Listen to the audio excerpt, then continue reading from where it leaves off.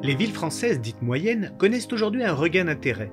De nombreux articles de presse se font l'écho des perceptions positives en leur faveur.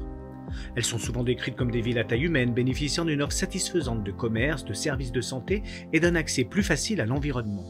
Qu'en est-il vraiment ? Comment définir ces villes qui maillent le territoire national ? Connaîtront-elles une trajectoire démographique nouvelle ? Quels sont les effets de la crise sanitaire Covid sur leur trajectoire de développement ? Pour répondre à ces interrogations, la Fabrique de la Cité fait le choix d'aller à la rencontre d'élus locaux, de maires, de présidents d'intercommunalités, pour mieux comprendre les territoires, pour les interroger sur leurs projets au regard des mutations annoncées. Quelles seront les politiques publiques que les élus envisagent de mener pour répondre aux dynamiques économiques, démographiques ou sociales espérées ?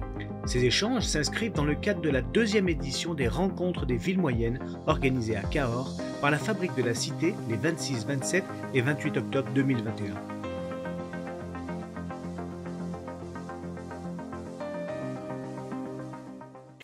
Monsieur Apparu, bonjour. Bonjour. Merci d'être venu nous voir aujourd'hui ici à la Fabrique de la Cité. Je vais vous poser une question toute simple pour commencer. Châlons-en-Champagne, ville moyenne, comment vous définissez cela? Alors, Châlons-en-Champagne, ville moyenne, oui. À n'en pas douter, oui. Maintenant, c'est toujours très complexe d'avoir une, deux ou trois catégories. Les grandes villes, les villes moyennes, les petites villes. Malheureusement, il faudrait beaucoup plus de catégorisation. Pourquoi ? Parce que j'imagine qu'à 15 000, on était une ville moyenne. Enfin, une ville de 15 000 ou une ville de 50 000, ça n'a strictement rien à voir. De la même façon, j'imagine qu'on met des villes à 150 ou 200 000 comme des villes moyennes en référence aux grandes métropoles. Et là encore, entre 50 et 200, ça n'a aucun sens de vouloir se comparer parce qu'on n'a pas du tout les mêmes atouts, les mêmes avantages ou les mêmes inconvénients les uns les autres. Donc ces catégories assez figées sont probablement une faiblesse de nos organisations, de nos modèles, où on veut tout rentrer dans des cases, ce que je peux comprendre.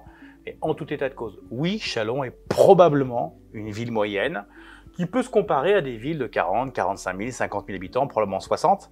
Et c'est vrai que nous comparer à 15 ou nous comparer à 200, là, a peu de pertinence. Aujourd'hui, donc, l'ensemble des études, reportages qu'on voit sur les villes moyennes depuis à peu près un an nous disent que les Français ont une vision plus positive de la ville moyenne, voire même qu'ils envisageraient d'y vivre de manière plus réelle. Qu'est-ce que vous en pensez de cette tendance selon vous? Et dans votre territoire, est-ce que ça bouge? Alors, comme vous l'avez évoqué, c'est du 20 heures. Est-ce qu'il faut forcément croire les choses parce que c'est indiqué aux 20 heures et qu'on a mis 3 exemples pour essayer de démontrer quelque chose? J'en suis pas sûr tant qu'on n'a pas d'études scientifiques étayées nous prouvant quoi que ce soit. Premier élément. Deuxième élément, vous avez bien fait d'utiliser le conditionnel. Il est essentiel dans la matière. Là où je ne vous retrouve pas en termes de mots, c'est le mot tendance. Je ne suis pas sûr que ce soit une tendance. Je n'en sais rien, nous n'en savons strictement rien. Tirer des conséquences définitives du Covid, ou de la Covid plutôt, alors que le truc n'est pas encore terminé, me paraît très ambitieux, pour ne pas dire très casse-gueule. Et donc, je ne tirerai aucune conclusion pour ce qui me concerne de ces pseudo-tendances qui ne sont pour l'instant que des feux de paille dont on ne mesure absolument pas la profondeur et la durée. La profondeur, c'est-à-dire quel serait le volume de personnes concernées et pour combien de temps. Parce que si vous avez, il y avait un chiffre il y a quelques jours qui était sorti, je crois 5 000 élèves de moins sur Paris Intramuros, qui est là par contre une tendance très lourde. Très profonde depuis un certain nombre d'années. Mais si c'est 5000, ça dure 2 ans, et qu'après tout recommence comme d'habitude, ça n'aura strictement rien changé aux villes moyennes. Est-ce que dans ma ville, je constate quelque chose? Sincèrement, à ce jour, non. Pas grand-chose. Et quand je dis pas grand-chose, je vous dis pas qu'il n'y aura pas 3 cas. Mais 3 cas ne sont pas une tendance, ne sont pas quelque chose de durable, de profond, qui va effectivement changer les villes moyennes. Enfin, dernier point, je reste malheureusement convaincu que vous aurez probablement des phénomènes infra-urbains, peut-être des Chalonnais qui iront un peu plus loin, peut-être des Parisiens qui iront un peu plus loin, qui iront à 10, 15, 20 km de la ville-centre, peut-être quelques mouvements de population de très grandes villes, type Paris bien sûr, vers les métropoles, mais qu'il y ait des tendances lourdes au bénéfice de l'ensemble des villes moyennes françaises, je suis beaucoup plus sceptique. En tout cas, je demande à voir des statistiques et sur du long terme pour en tirer des conséquences définitives. Mais alors, si à l'échelle d'une grande région, par exemple, Si on considère qu'il y aura une répartition un tout petit peu différente des populations, des gens qui sont dans une grande ville et qui trouveraient à Châlons ou dans le périurbain de Châlons, parce que la question c'est un peu celle-là, une maison parce qu'ils sont dans un appartement, ils trouveront une maison avec un jardin et un accès à la nature plus facile. Donc c'est pas des mouvements peut-être qui font qu'on part de Paris pour aller à, on va dire, à Châlons, mais peut-être d'à 80 km de Châlons, de se dire je cherche une maison, je vais la trouver. Quels sont vos facteurs d'attractivité à ce moment-là dans votre territoire? Je ne crois pas plus à ce phénomène-là, hein, Ouais. j'entends. Je crains malheureusement qu'on puisse avoir des petits phénomènes inverses. Ouais. C'est que des gens qui habitent en immeuble à Châlons aillent prendre une maison à 20 km. Et qu'on continue le merveilleux étalement urbain qui a fait de nos paysages des horreurs et qui, sur le plan climatique, est la première responsabilité, la première cause des émissions de gaz à effet de serre sur le plan mondial. Donc je crains beaucoup plus des conséquences en termes d'étalement urbain, avec des départs des villes-centres vers des maisons en périphérie, et je crois assez peu au grand déménagement. Pourquoi? Le grand déménagement, il est d'abord dû à une chose, à un facteur, la croissance. Je vais dans un territoire de croissance, dans un territoire où j'ai du développement économique, où j'ai de l'emploi. C'est d'abord là où les grands mouvements de population sont générés. Et quand vous regardez notre histoire récente, vous avez grosso modo sur le paysage français, hein, le grand quart nord-est, qui est l'histoire industrielle du pays, qui est en chute depuis 1975, tout simplement parce que l'industrie tombant, étant concentrée dans ces régions-là historiquement, et tombant dans ces régions-là, effectivement, vous avez de la décroissance, et donc de la décroissance démographique dans ce type de territoire. Et vous avez un bénéfice qui se fait sur la façade atlantique, de la Bretagne au Pays Basque, pour partie sur le bassin méditerranéen, sur le rhodanien, et évidemment celui de France. Bref, vous avez d'abord et avant tout des phénomènes, des tendances de démographie lourdes qui sont d'abord liées à de la croissance.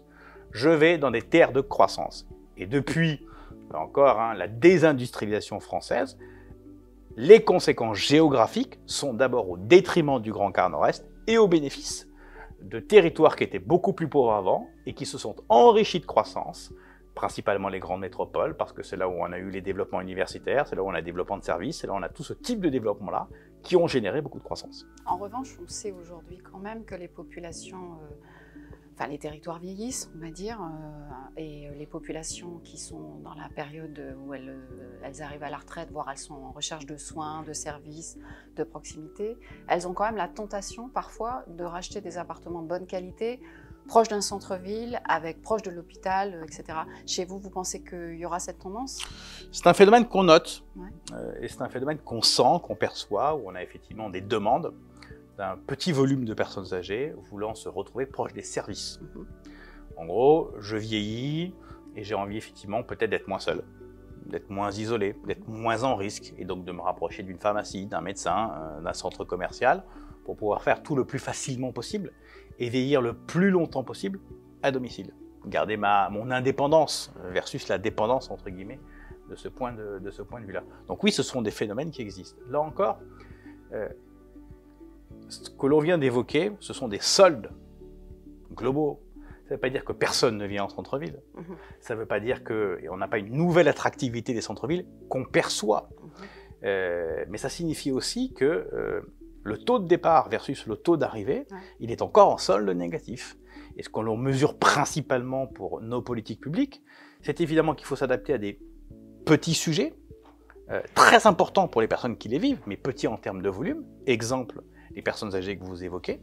Donc là, on sent qu'on a des petits volumes, et donc il faut qu'on ait des programmes d'habitat qui répondent à leurs besoins, à leur équation. Et on essaie tous, d'une façon ou d'une autre, de le faire.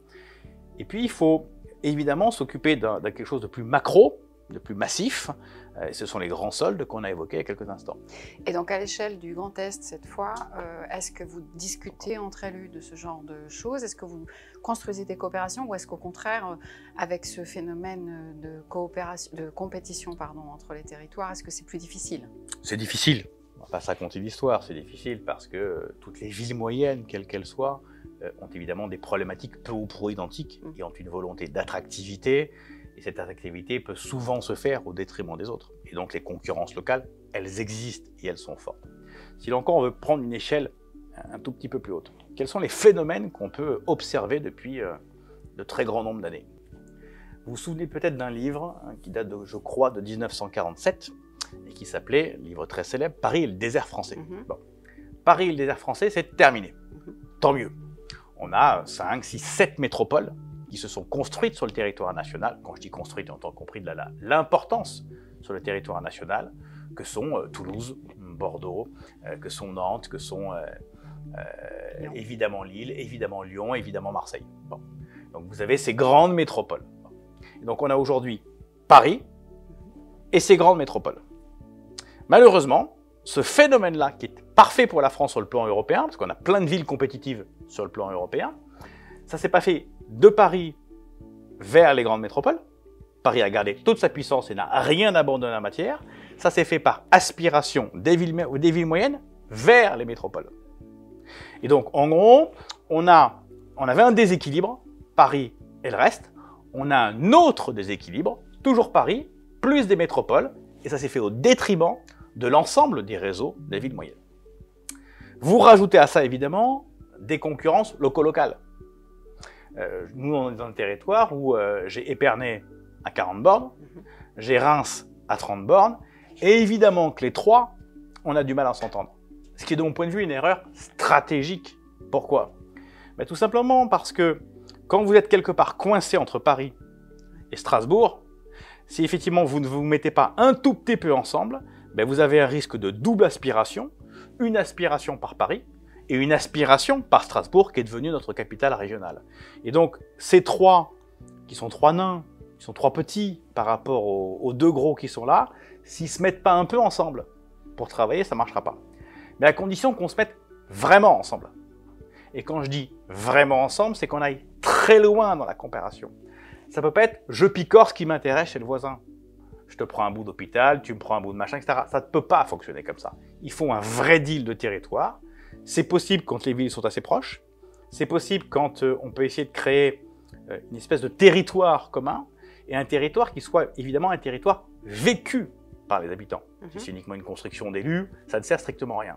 Mais on a peut-être entre nos trois villes, suffisamment de pendulaires, de gens qui habitent d'un côté, qui travaillent de l'autre, pour effectivement organiser des choses ensemble, organiser du travail en commun, pour partager beaucoup plus de choses, pour être beaucoup plus puissants. À cet égard, la crise sanitaire qu'on vient de vivre ne nous aide pas à penser le temps, non pas vraiment. Non. Il est évident que la crise sanitaire, et c'est normal d'ailleurs, nous a obligés à gérer le temps très court. Mais par exemple, si on devait traiter massivement le temps long, on traiterait peut-être de façon tout à fait différente d'autres crises, comme les crises climatiques par exemple. La crise du Covid, c'est une crise qui nous tombe dessus, comme la crise financière de 2010. Il faut bien le faire tout de suite et répondre immédiatement. Et le boulot des pouvoirs publics, c'est bien ça. Et ils ont bien raison de le faire. Et là, il faut répondre à cette urgence-là. De la même façon que quand vous avez une question d'emploi local, une question de vie quotidienne, une question de qualité des équipements sportifs d'une collectivité locale, vous devez penser le temps court. C'est indispensable. Et vous devez traiter cette question de la vie quotidienne parce que ça fait partie de notre boulot. Le reproche que je fais aujourd'hui à l'ensemble de la classe politique, qu'elle soit nationale ou locale, c'est de ne plus penser que le temps court et d'oublier le temps long. Si on pensait aussi fortement le temps long que le temps court, on aurait pris je pense, un paquet d'années d'avance sur le traitement de la crise climatique. Parce qu'à la différence d'une crise comme le Covid, la crise climatique, on sait qu'elle est là, on sait qu'elle existe, on sait même probablement comment on pourrait la traiter. On ne le fait pas suffisamment parce qu'on pense trop vie quotidienne et pas assez long terme. Bien, écoutez, merci. Je vous remercie Merci à vous. pour ces réponses très intéressantes. Nous aurons l'occasion d'évoquer tous ces sujets à Cahors et vous serez avec nous par la vidéo. Voilà. Merci beaucoup. Merci à vous.